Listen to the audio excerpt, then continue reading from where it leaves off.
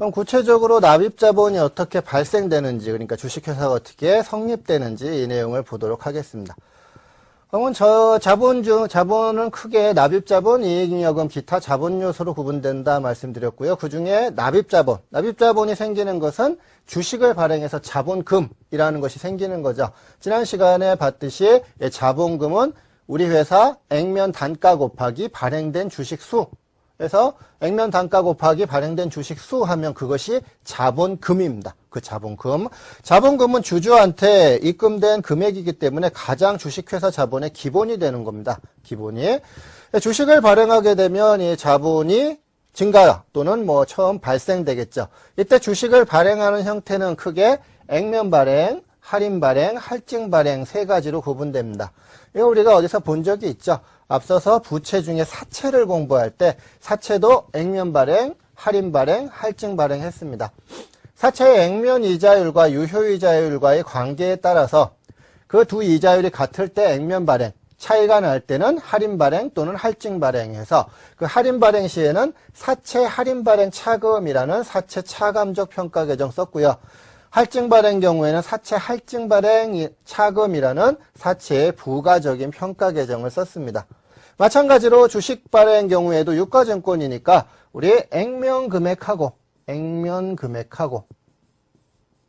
실제 발행되는 발행 금액하고 관계에 따라서 우리가 세 가지로 구분이 되겠습니다.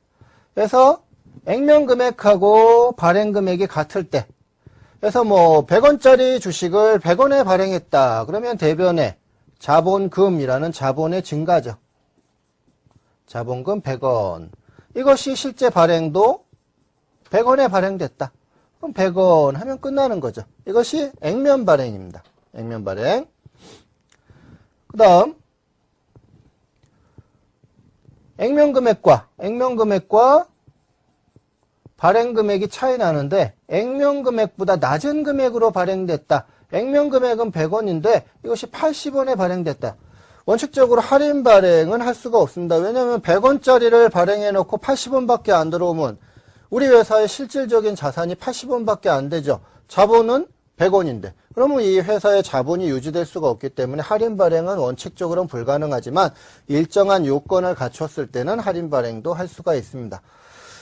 그래서 액면 금액은 100원이다. 그러면 항상 자본금은 액면 금액으로 기록하는 거예요. 그러면 대변의 자본금은 100원 증가하는데 실제 돈은 80원밖에 안 들어왔다. 그럼 20원만큼은 이것을 주식 할인 발행 차금이라고 처리합니다. 자본거래예요. 이런 것들이 주주와의 거래가 자본거래인데요. 자본거래에서 지금 비용이 발생됐죠. 이것은 수익비용으로 가는 비용이 아니라 이것도 자본입니다. 자본거래에서 발생한 비용은 비용이 아니라 자본이다. 자본. 근데 자본인데 차변에서 발생됐죠. 지난 시간 말씀드렸듯이 자본은 대변에서 증가하고 차변에 감소되죠. 근데 처음 생길 때 차변에 생기니까 이건 자본의 차감 항목입니다. 그래서 이러한 주식 할인 발행 차금이 뭐 납입자본에 속하느냐 아니면 자본유지 조정에 속하느냐 이것은 하나도 중요한 것이 아니다 말씀드렸어요. 주식 할인 발행 차금은 주식을 액면 금액보다 낮은 금액으로 할인 발행했을 때 그 차액을 주식 할인 발행 차금이라고 하고 주식 할인 발행 차금은 자본의 차감 항목이다. 이것이 중요한 겁니다. 자본의 차감 항목이라는 것. 자본이고 자본의 차감 항목이라는 것. 이것이 중요한 내용이 되겠습니다. 주식 할인 발행 차금은 나중에 뭐 잉여금의 처분으로 처리가 되겠습니다. 주식 할인 발행 차금. 반대로 할증 발행도 있을 수가 있겠죠. 일반적인 경우는 대부분 할증 발행입니다.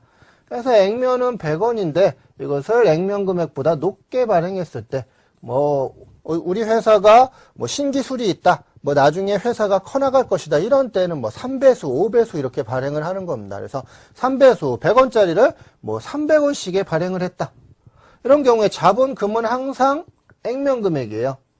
그래서 자본금은 100원. 근데 돈은 얼마 들어오냐면 발행 금액은 300원이다. 자본거래에서 수익이 생겼죠. 차익이 생겼죠. 이것도 마찬가지로 수익이 아니라 자본으로 처리한다.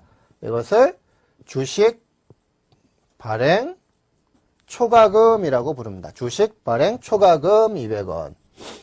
자본거래에서 생기는 차손은 비용이 아니고 자본이었죠. 마찬가지로 자본거래에서 생기는 차익도 수익이 아니라 자본입니다. 대변에서 발생됐으니까 자본의 가산 항목이죠. 주식 발행 초과금은 주식을 액면금액보다 높게 할증 발행했을 때 그 차익을 주식 발행 초과금이라고 부르고요. 자본의 가산 항목이다. 이것이 중요한 내용이 되겠습니다. 주식의 가산 항목. 이런 경우에 뭐 신주 발행비가 생겼다, 신주를 발행한다 하고 뭐 신문에 광고를 내고 뭐 주권을 인쇄하고 이런 재비용들, 신주 발행과 직접적인 비용들, 이것이 이제 신주 발행비가 되겠죠. 사채 발행비 같은 경우도 어때요? 사채 발행비는 사채 발행 금액에서 차감했죠. 마찬가지로 신주 발행비도 그 주식 발행 금액에서 차감합니다. 그래서 지금 100원짜리를 300원에 발행하고 주식 발행비가 40원 발생됐다. 대변에 현금 40원이 나갔어요. 그럼 이걸 별도의 비용으로 처리하는 것이 아니라 그만큼 주식 발행 금액이 낮아졌다. 그래서 주식 발행 초과금에서 그만큼 감소를 시켜줘서 회계 처리를 해야 되는 겁니다. 그래서 신주 발행비는 주식의 발행 금액에서 차감합니다. 그래서 주식 발행 초과금이 있다면 주식 발행 초과금에서 그만큼 차감을 해야 되겠고요. 주식 할인